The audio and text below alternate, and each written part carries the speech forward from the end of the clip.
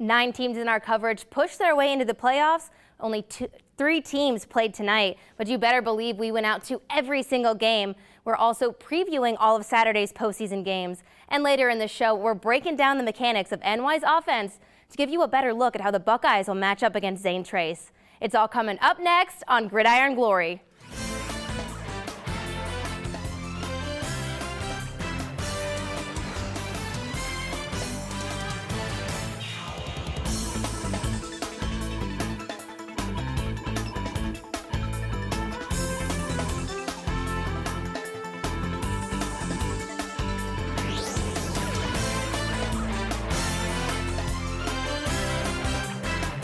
Welcome back to the set of Gridiron Glory. I'm your host, Danny Dean, back under center. The 2016 season started with 34 teams, and after 10 crazy weeks, we're left with just 9 teams that qualified for the playoffs. The postseason is here, so throw those regular season records to the sides. No wins, no losses, just a chance to bring it on the gridiron and keep the season alive.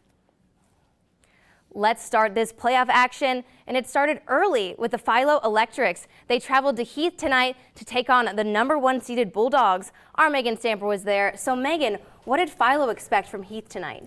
Well, Danny, it's the first time since 2013 that the Electrics have made the postseason, so they were fired up and ready to go. They had a tough task at hand with this Heath offense, but they were able to keep dynamic offenses like Tri-Valley and Sheridan in check this season. But this is the postseason, and anything can happen. So Philo players are getting each other pumped up for this game. They're underdogs against the #1 seeded Heath. Heath got the ball first, and they were in 4th and long, but they decided to go for it. They do complete the pass here, but they were just short of that first down marker, so Philo takes over on downs. Philo trying to get something going, and they do a little bit on this drive. Nate Baker finds Jacob Moeller down the right sideline for a nice 34-yard pickup, but that drive stalled as well. And that's how the game really started, just taking turns back and forth. So back to Heath, and quarterback Aaron Lacholi looking to pass, but he can't find anything, and Colt Moore comes up with this big sack for Philo, loss of 3 on the play. That drive stalled as well, so Philo again. This time Nate Baker keeps it himself and runs it up the middle, bulldozing through that Bulldog defense, a 33-yard pickup that leads to this 4-yard Dylan Tweedy touchdown. That puts Philo up 7-0 in the middle of the second quarter, so Heath's trying to play catch-up now. Aaron Lacholi going through the air, but he finds Isaac Gill of Philo. That was his first of 2 interceptions in the game to get Philo the ball back. At this point, Philo went up 7-0 in the half, but they went on to win 42-7. And it was a huge upset by Philo over Heath. This is only Philo's second playoff win in school history, and the last and the first win came back in that 2013 season. It was a tale of 2 halves where defense dominated the first half and Philo's offense dominated that second half. Like you said, amazing upset by Philo. So walk us through how the Electrics turned it on in the second half to pull away from the Bulldogs. Well, the story of the second half was turnovers. Isaac Gill had 1 interception in the first half and added another in the second. Heath quarterback Aaron Lacholi didn't come back in the second half, so that definitely played a part in the Bulldogs' collapse. Lacholi is the heart of the Bulldog offense, and without him, the Electric defense took advantage of that. Gill scored his first touchdown of the year in the second half on the Philo possession following his interception. And we all know football starts in the trenches, and Philo's offensive line came to play tonight. They were making holes for quarterback Nate Baker and running back Dylan Tweedy, and they ran all over this tough Heath defense. What does a statement win like this do for the moral of the Electrics? Danny, not only does this give them momentum going forward, but it gives these guys memories they're going to keep for a lifetime. It was a cold night in Heath, but you know that Gatorade shower for Coach Lincecum had to feel good. If this team stays healthy and confident, they're going to be a handful for any team they play. Can't wait to see what they do next week. Thanks a lot, Megan. And now over to Division III, Region 11, where the A-seeded Sheridan Generals will be taking on the #1 seed, St. Francis de Sales. NBL reporter Connor Martin is here to break down Sheridan's first playoff appearance since 2011. And Danny, this is easily the toughest game the Generals will have played this year. They will be facing a Stallion team that has annihilated their opponents by an average of 31 points this season. But after talking to Coach Cover, he understands that to win, the Generals will need to match the Stallions' physicality. And that starts with Sheridan's star quarterback, Dylan Dupler. Dupler has amassed 804 yards and 22 touchdowns on the ground to match his 1,214 yards and 12 touchdowns in the air. He even has one receiving touchdown because why not? Success for this team falls squarely on Dupler's shoulders, and if he can come out and distribute the ball through the air, it will allow rushing lanes to open up for the Generals. Once Sheridan is able to find that balance in offense, they will light you up with play action. However, the Generals must show up on defense as well. The Stallions are a power run team and are known for running the option to perfection. As a team, they rush for an average of about 9 yards per carry and 42 rushing touchdowns in the year. Alonzo Booth was the Stallions' workhorse for the season, racking up 1,759 yards with 11 yards per carry and 28 touchdowns through 10 games. So what will Sheridan have to do to stop that dominant rushing attack? If Sheridan wants to stand a chance, they will have to take command of the trenches. They need to stuff the run early and often, forcing St. Francis to throw, which is something the Stallions do not do often as they have only completed 36 passes on the year.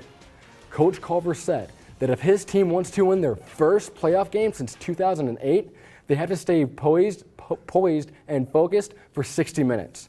And even though the odds are stacked against them, I would not count out the Generals because they have Dylan Dupler lining up under center. Well, I'm excited to see what they can do. Thanks a lot, Connor. And if you don't Snapchat that you're going to the playoffs, did it really happen? Well, Zane Trace, they have nothing to worry about in that department. These guys are hyped to be in the playoffs again this season. They're hitting the road and playing at Nelsonville-York on Saturday night, hoping to keep their season alive. For the first time since 2013, Bloom-Carroll is in the playoffs. But tonight was the first time the Bulldogs have been there under head coach Wade Bartholomew. His team took on fourth-seeded Shelby, which is where we go now to Justin Holbrook. Danny, the question tonight was going to be how would Bloom-Carroll quarterback Justin Harvey handle the team, the Whippet defense that's been doing really well this season. This season, he's thrown for 22 touchdowns and more than 2,200 total yards. But tonight, he faced a Shelby defense that's 9-1 and only given up 7 points or less 5 times this season. And he and the Bulldogs were in enemy territory tonight. And a Shelby team that finished 9-1 was ready to go. On the first drive, you see Devin Shorty Brooks takes it in for the touchdown, and it's 6-0 Whippets. On their next drive, it's Brennan Armstrong to Hunter Egner for 41 yards, and they're right back in the red zone. And it's Brooks, once again, gets the handoff, goes up the right side, and he takes it 15 yards for the touchdown. 2-point conversion makes it 14-0 with 5:33 left in the first quarter. Now Justin Harvey trying to get something going, but he gets picked off by Mason Alfrey, and once again, the Whippets are in business. This time, Armstrong keeps it for himself, 14 yards to the 1-yard line, but don't worry, one play later, Brooks gets his third touchdown. Now Bloom-Carroll deep in the Whippet territory, 4th and 1, but they don't get it, and that really summed up their night. And they finally force Shelby to punt, but guess what? Bloom-Carroll fumbles on the punt, and the Whippets are there to recover, and they're doing really well right now. They score a touchdown after that fumble, and once again, another touchdown from Brooks, his 5th of the day, and it's not even halftime. The score at half was 42-0, and they go on to win 56-14. So no touchdowns from Bloom-Carroll in the first half, and by that point, it was just all but over. Justin, we're not used to seeing that with Harvey having 22 touchdowns passing this year and over 2,200 yards passing. Danny, we're honestly not used to seeing this at all. He's had a great regular season, but tonight, I'm not sure what it was. Maybe it was the cold weather, but he missed a lot of open receivers, which is really uncharacteristic of him. And add that on top of the fact that Shelby has a really good defense, and it was a perfect storm for an early playoff outing, and that's exactly what happened to Bloom-Carroll. To sum it up, Bloom-Carroll couldn't get anything going passing. Justin Harvey had nothing going through the air. He missed a lot of open receivers, like I said, and so they had to go to the running game. But Shelby was ready for that, and they really zeroed in on that running game, and they held Bloom-Carroll to 59 yards rushing. And from there, Bloom-Carroll just didn't have an answer for that Shelby defense. Well, let's go back and talk about Justin Harvey. He's always a key factor for the Bulldogs, and it seemed like he faced a lot of pressure tonight. He really didn't have any time in the pocket, Danny. When he missed some of those open receivers, Shelby cued in on him and making sure he got the ball out early. And if he couldn't throw it, he tried to run, but nothing was happening. You saw a couple sacks right there. One of them was almost a sack fumble, and just the linemen were overpowered. Really, Danny, the story of the game was that Shelby was the better team, and it definitely showed tonight. And Justin, you said that Shelby was pretty unstoppable on the ground tonight. The Bulldogs really couldn't stop the rush. No, I tell you what, the rush of Shelby was amazing. Devin Shorty Brooks was on fire tonight. He didn't have not one, not two, not three. He had 7 touchdowns tonight and was just unstoppable. And that really complemented the play of Brennan Armstrong. He only threw 5 passes, but he dominated on the ground as well. And Bloom-Carroll didn't have an answer for the running game of Bloom-Carroll. And I tell you what, Danny, this Shelby team is a team to look out for. Next week, they're going to take on a team in our coverage area in Philo, and I'm definitely looking forward to that game after Philo upset Heath, like Megan said. We'll see if Philo can do it again. Thanks a lot, Justin. And when our show wraps up and you find yourself still wanting more playoff action, just go straight online to woub.org/gridiron. Right now, our website has recaps of all the games we covered tonight, and you can also find out who made it to round 2. We have all the scores from around the area. All throughout the week, our reporters are giving you game previews and predictions, so head over to woub.org/gridiron for all your football needs. After we wrapped up the regular season in the state of Ohio last week, the TVC Hawking had 3 teams earn a spot in the playoffs. But right next door in West Virginia, the regular season didn't end until tonight. So the Wahama White Falcons were at home in their season finale. Hawking reporter Joseph Payton was there to see how they had finished the year. Yeah, Danny, the White Falcons, they haven't had the type of season that they had originally hoped for, but tonight they welcomed a pretty good Buffalo Bison team to their home turf. A win on senior night for Wahama over the Bison would be ideal for their 2 seniors, Wyatt Edwards and Tanner Nutter, but they knew it wouldn't be easy. And this guy right here was the main reason why. Dylan Lucas led the Stampede of Bison into Mason tonight, and he gets it started on the first play of the game. Takes the handoff here, gets up the right side of the field for a big 24-yard gain. He later finished the drive with a touchdown, and so 2 possessions later, Coach Sawyer calls on number 3 again. He hits the middle of the field, then bounces it to the outside, and the dude is gone. A 52-yard touchdown. This guy was in the end zone so many times tonight, I think he probably could have set up a hot chocolate stand if he wanted to. So on his very next touch, no different than the last one, or his 3rd touchdown of the game. This one from 19 yards out. Buffalo up 20-0 at the end of the first quarter. So Wahama looking for all kinds of ways to get back in this game, going for it on 4th and 3 from their own 38. Bright and Great looks like he might have the first down, but the ball comes free, and Buffalo recovers. So 3 plays later, Wahama, they pay for that turnover, and Ethan Burgess finds his tight end, Owen Tillis, shakes off a tackler, rumbles into the end zone for the 35-yard score. That made it 26-0 with 8 minutes to play before halftime. And Buffalo, they just run away with this one tonight, 60-14. Well, it sounds like Wahama had a tough time with Dylan Lucas tonight, but since we don't cover Buffalo, tell us a little bit about what he can do. Well, Danny, after what I saw from him tonight, maybe we shouldn't be asking about what he can do. Maybe we should ask what he can't do. I mean, this kid can do it all. Before halftime, he caught a nice 33-yard touchdown pass and rushed for 161 yards on 8 carries. And Danny, check this out. He touched the ball just 9 times in the first half. 4 of those touches went into the end zone for 6. And he's been doing this type of thing all season long. He surpassed the 2,000-yard mark on the season on the ground in tonight's game. So, this may have been the first time that we've seen this kid, but for Lucas and the Buffalo faithful, this was just another Friday night. Definitely a great game from him, but also a tough way for Wahama to end their season. What did you see from the White Falcons tonight? Well, Shirley, I saw a Wahama team that really struggled out there tonight. They had a really tough time containing Lucas and the Buffalo run game. There was hardly any offensive production, and they even had a punt blocked on special teams that resulted in a Buffalo touchdown. It wasn't a good note to end on this season, but I think the future is bright for this team. With only 2 seniors on this year's squad, they'll return just about everybody next year, and these guys, they're battle-tested now. The guys who were young this year got to play a lot of varsity football and have now been through the grind. So I think they'll be a much better football team next year, and it'll be fun to see how they improve.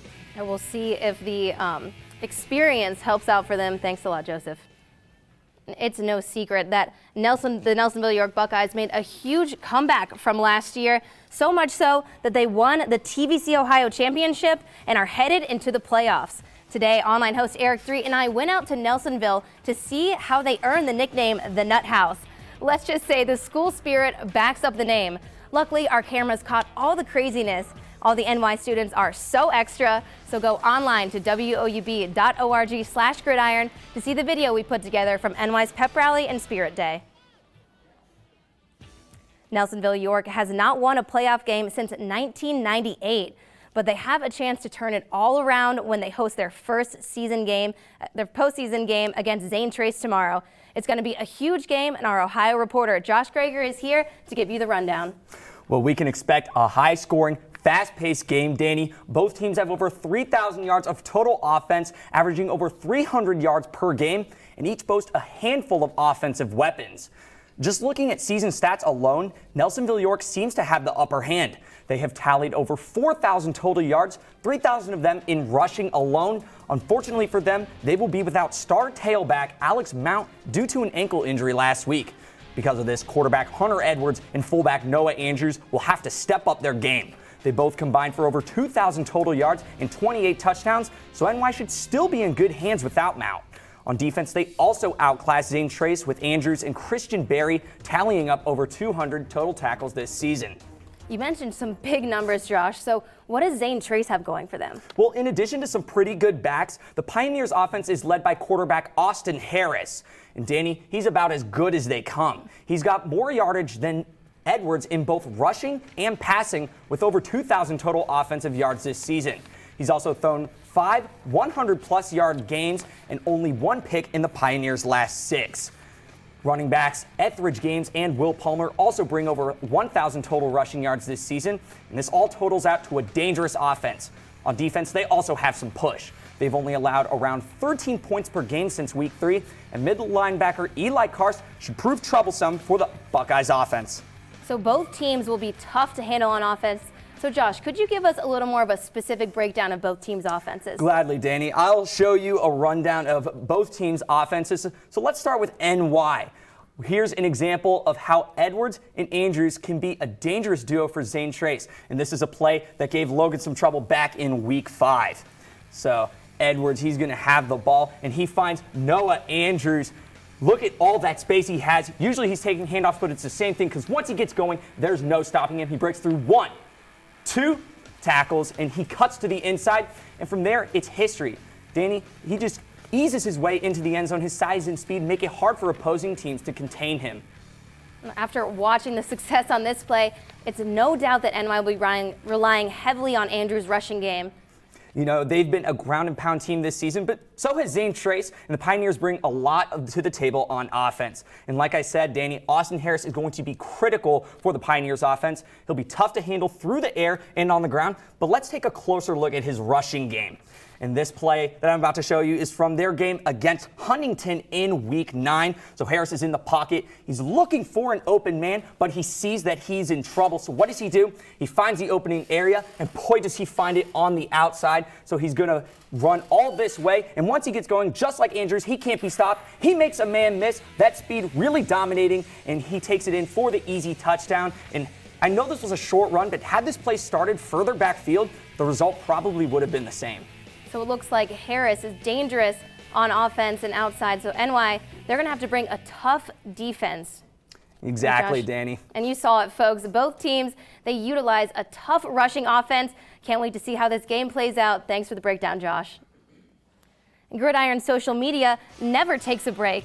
Make sure to follow us on Twitter, follow us on Snapchat. You'll get a behind-the-scenes look of our show and from the games.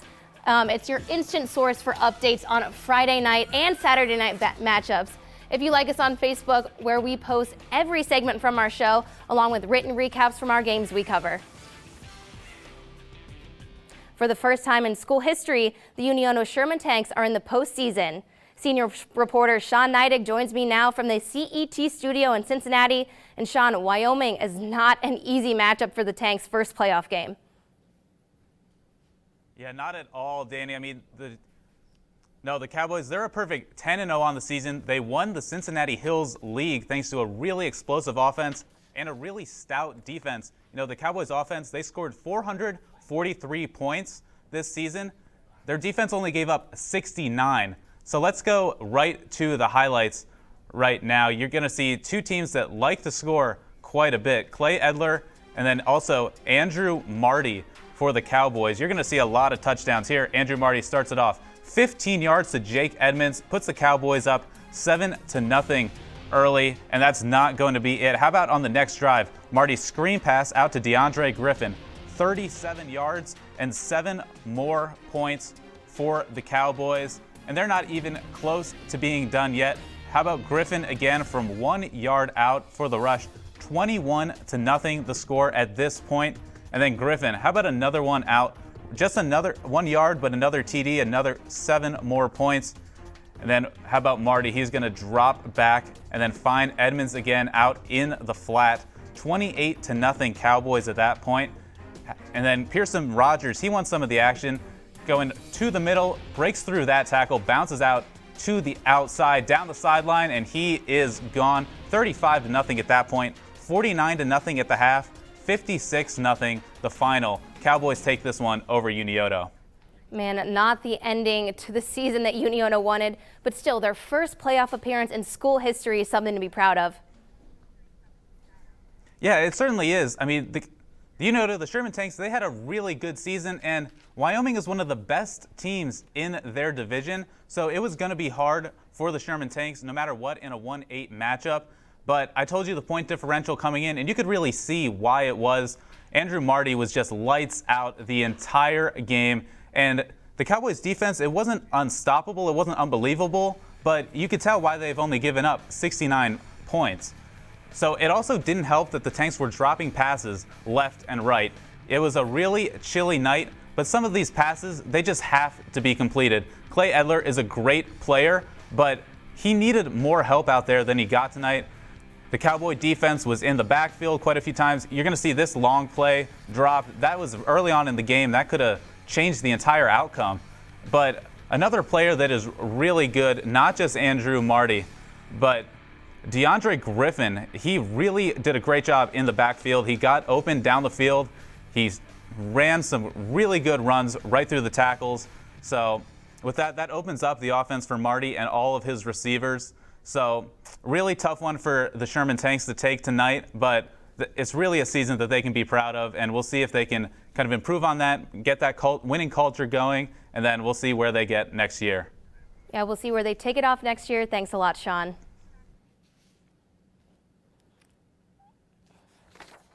And it was a lot of fun in the world of Twitter today. We had a lot of people tweeting at my account and the Gridiron account, but who knew that our online host, Eric Threet, would start a catchphrase in Nelsonville-York.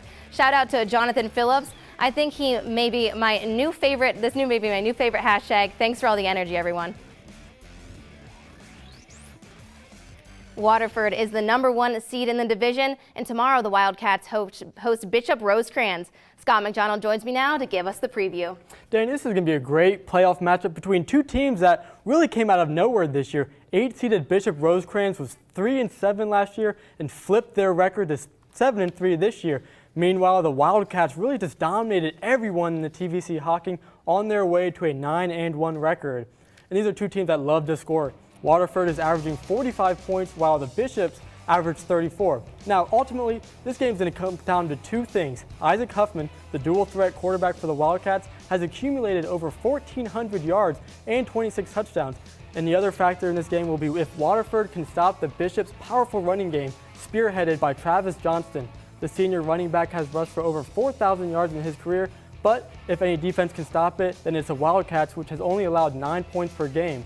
One big thing I also want to take a look at is week 3 for the Bishops. They allowed 47 points to Harvest Prep. This is significant because Harvest Prep runs a very similar offense to the Wildcats, where they use their quarterback in many running situations and can attack you from many different angles, whether it is Tyler McCutcheon or Braden Belleville. And because of this, Waterford's offense could give the Bishops some trouble. And trust me, emotions will be high for the Wildcats, who are not only playing in their first postseason, but are also hosting the game. So pregame jitters are expected, but once you're in between those lines and you get that first hit, then it'll be just like any other game. Thanks a lot, Scott. And another TVC Hawking playoff matchup is Southern at Trimble, and reporter Megan Vanslow is here to give us this preview of the 2nd down and 3 matchup. That's right, Danny. It's 2nd down because unlike most playoff games, these teams have already went at it once this season. And they each have their eyes set on 3 wins to a regional crown. So here are the 3 yards or factors going into the game. Yard 1 has to be about the first matchup. Trimble dominated, winning 42-14 in week 7, and they came out fast and got ahead right away, which was all thanks to their run game. Southern just could not stop running backs Cameron Curry or Dominic Pickett. They combined for 3 touchdowns on the first half alone last time. So if Southern wants a closer matchup tomorrow, they have to have a strong defense right away that can stop the run. So if Southern can hold back Curry and company, will that be all it takes to advance to the next round? Not exactly, Danny, but that brings me right to the next key factor, yard number 2, the pass game. Wide receiver Jacob Hardy has been a sneaky top option who's had a lot of success for Trimble lately, but airing it out is really Southern's go-to. Expect Blake Johnson to be looking for Crenson Rogers to get moving down the field. But on 2nd and 3, obviously getting 1 and 2 are very important, but none of it matters if you can't get yard 3. The final X factor is all about mentality and reverse roles. In Week 7, Southern was undefeated with 6 straight wins under their belt, but now Trimble is on a 6-game win streak, and Southern is definitely going to be looking for revenge. So there's really a lot to consider tomorrow, but who do you have in this one, Megan? I think Southern will be vengeful, but I don't know that it'll be enough. Even if they figure out how to stop Trimble's run, the Tomcats already figured out how to prevent them from having success in the air. All right, well, thanks a lot, Megan. We'll see how it goes. And it's time to talk about the best of the best, our Player of the Year and Coach of the Year finalists. Online host Eric Threed joins me on desk now. So let's talk about who we have in our top spots this year. Thank you for allowing me to invade your space. It's time to talk about the best of the best. Now, I do advise you, this is not an Eric and Danny decision. It was a group decision. But if you have any complaints, please tweet at me at junior_3. Now, our first player, quarterback, Isaac Huffman. 4-year starter, 4-to-1 touchdown to interception ratio, dual threat quarterback, double-digit touchdowns running and passing. And Waterford is the #1 seed in our region. Huffman, a huge reason for the Wildcats just killing it this year and dominating the Hawking. Let's go on to our next guy. Our next finalist, another quarterback, Bloom-Carroll's Justin Harvey.